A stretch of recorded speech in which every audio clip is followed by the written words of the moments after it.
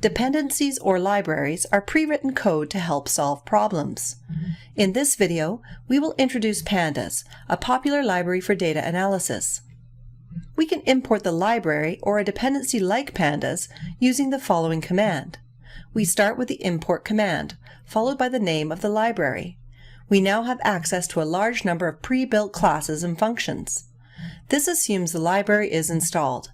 In our lab environment, all the necessary libraries are installed.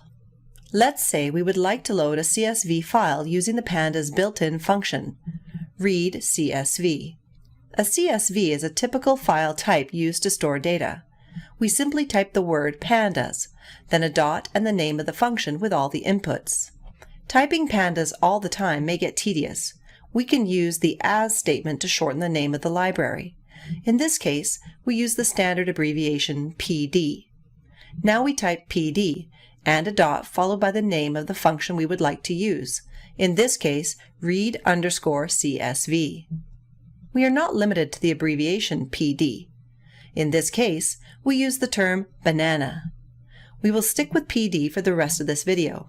Let's examine this code more in depth. One way Pandas allows you to work with data is with a data frame. Let's go over the process to go from a CSV file to a data frame. This variable stores the path of the CSV. It is used as an argument to the read_CSV function. The result is stored to the variable df. This is short for data frame. Now that we have the data in a data frame, we can work with it. We can use the method head to examine the first 5 rows of a data frame. The process for loading an Excel file is similar. We use the path of the Excel file. The function reads Excel.